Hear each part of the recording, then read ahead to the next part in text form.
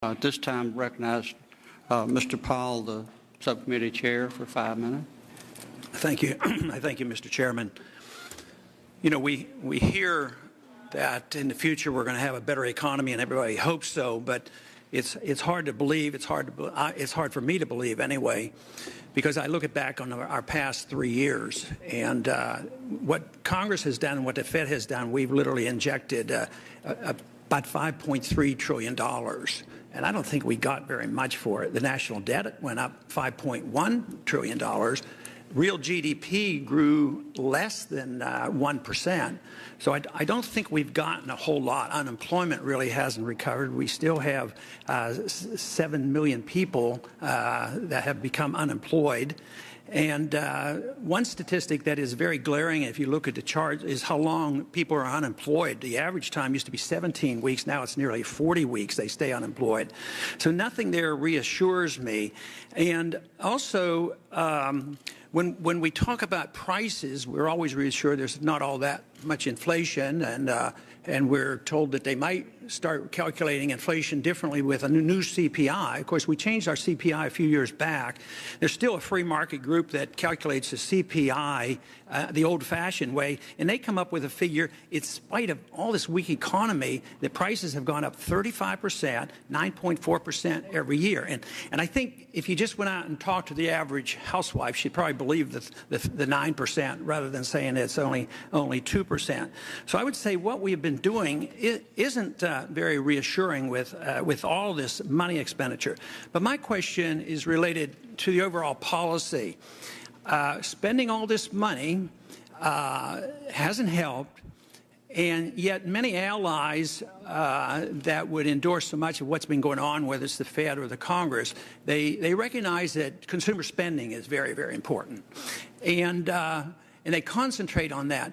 But the $5.1 trillion didn't go to the consumers. It went to buying bad assets. It went to bailing out banks. It went to bailing out big companies. And lo and behold, the consumer didn't end up getting this. They lost their job, and they lost their houses and mortgages, and they're still in trouble.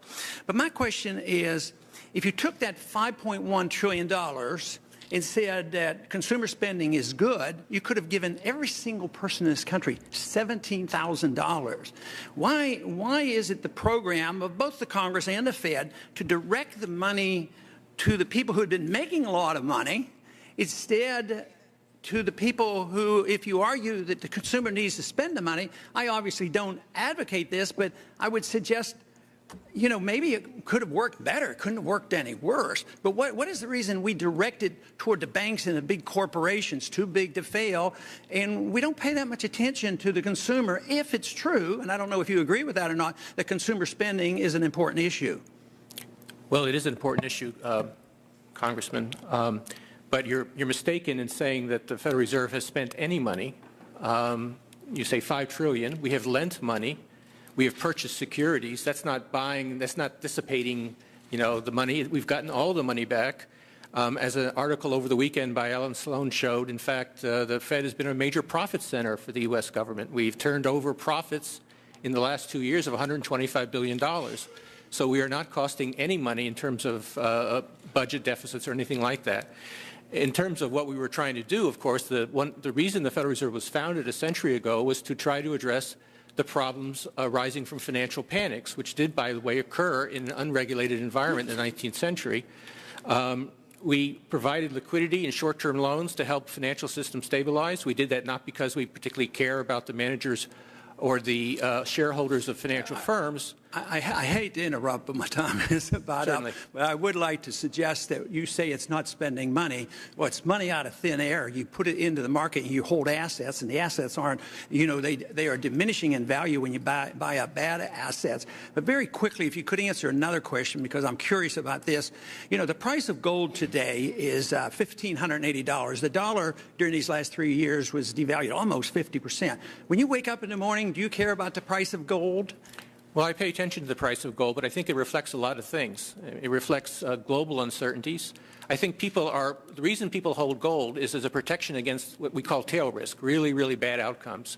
And to the extent that the last few years have made people more worried about potential of a major crisis, then they have gold as a protection. Do you think gold is money? No.